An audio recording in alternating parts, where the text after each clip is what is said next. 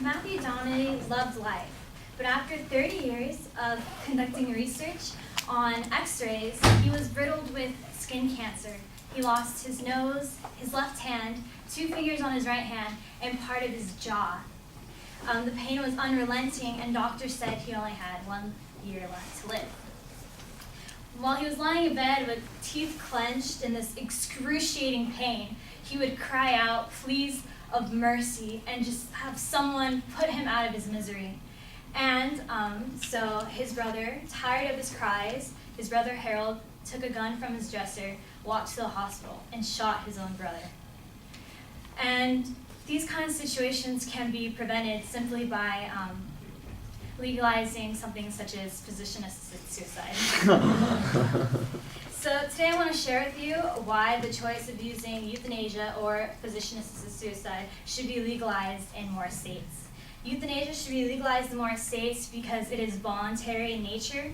It allows terminally ill patients to exercise their right of free choice, and it is successful in states where it is already legalized. So because of these 3 points, I would like to persuade you to support the legalization of euthanasia and physician-assisted suicide.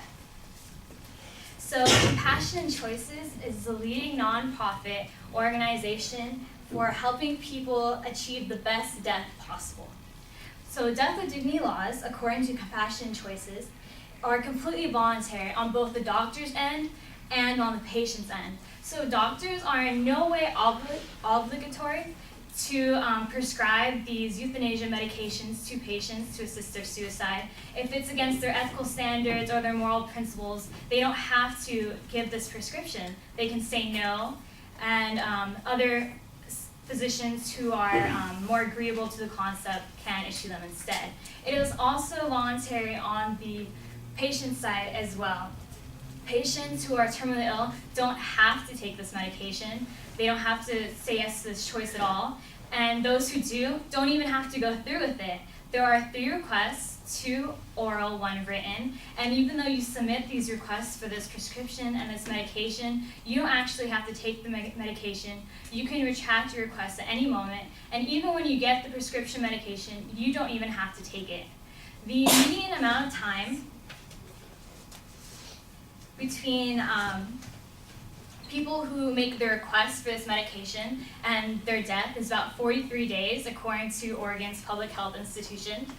And the range for these requests lie between 15 to 439 days. 15 being the shortest amount of time you can take before using the medication, and 439 days being one of the longest amounts of time that people have waited to take this medication.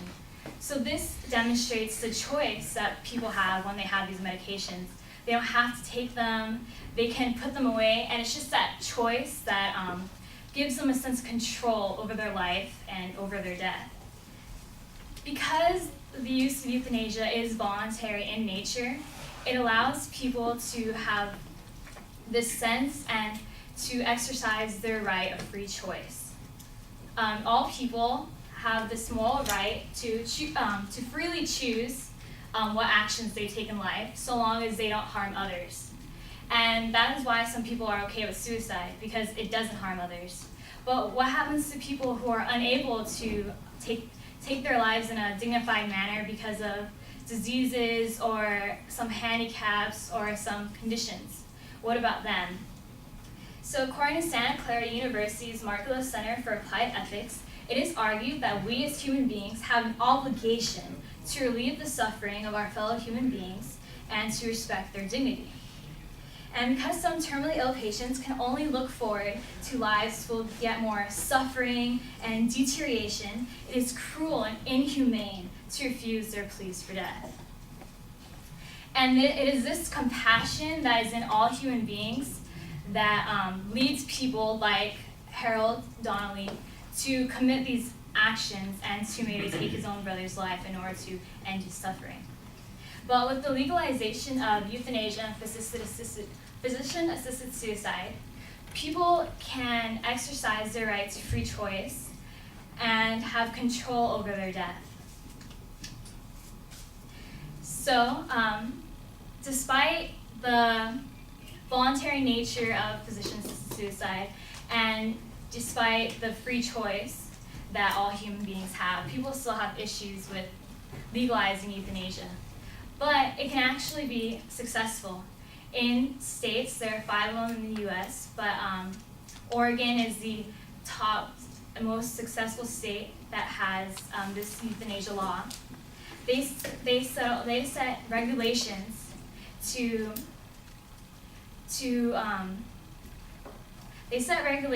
make sure that these people are making the right choices, that these people are in the right state of mind, that this is really the best end-of-life option for that person.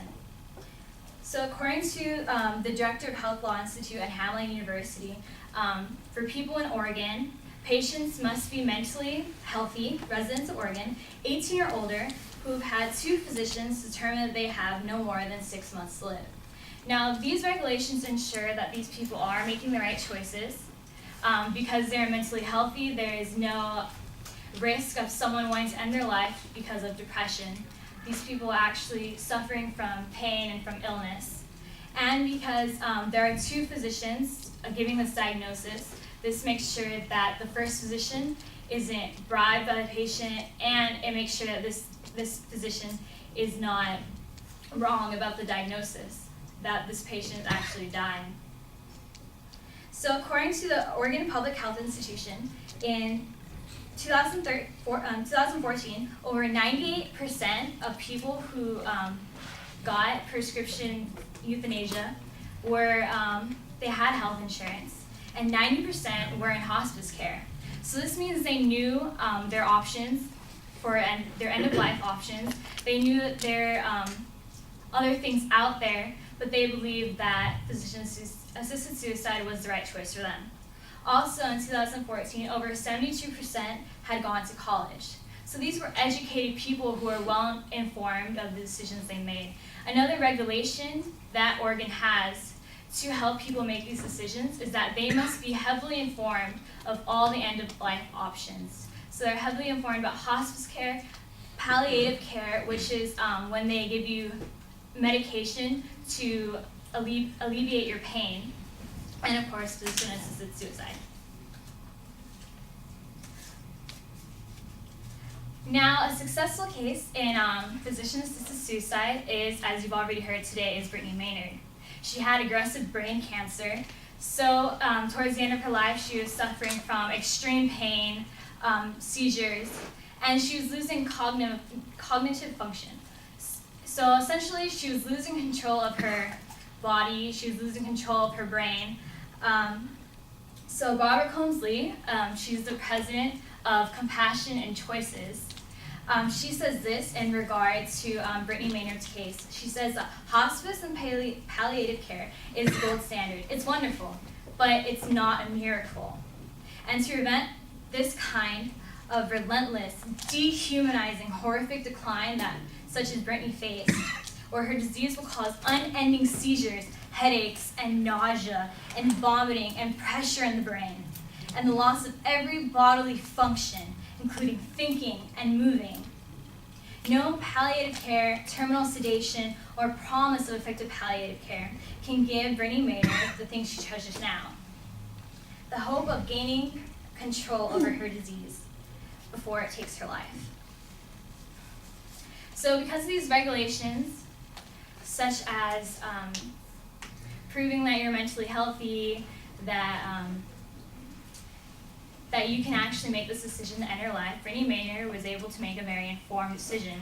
And she actually made a blog about her decision. There's a website called the Brittany Maynard Fund if you want more information on her and her impact and her involvement with Compassion and Choices. But this is what Brittany Maynard said about her decision to use physician-assisted suicide. She said, "I made my decisions based on wishes, clinical research, choices, discussion with physicians, and logic. I am not depressed or suicidal or on a slippery slope. I've been in charge of this choice, gaining control of a terrifying terminal disease through the application of my unhumane knowledge." So based on that quote, you can just see how confident she was in her choice. That it really was the best choice for her. So today I talked about the voluntary nature of physician-assisted suicide and how it gives people free choice over their death. But really, physician-assisted suicide is all about choices. And it's all about taking control of something that is part of your life. The process of dying is a part of life, and we have a right to choose how we die. So Derek Humphrey said this in an article from the America Center for Applied Ethics, and he said that anybody who is dying of a terminal illness and who wants a physician-assisted suicide but might be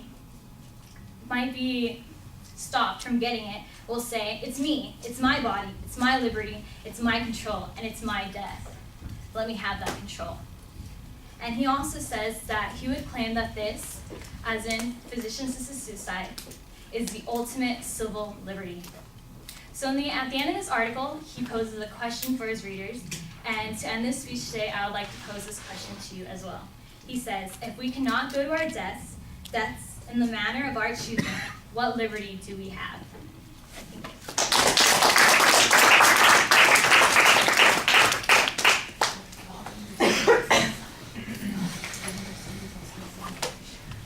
Hey, Crystal, I liked your topic.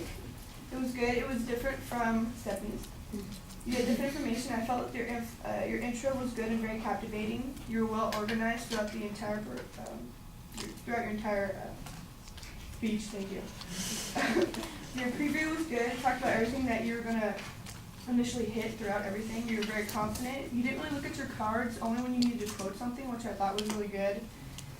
Your information covered all the areas of like why this needs to happen.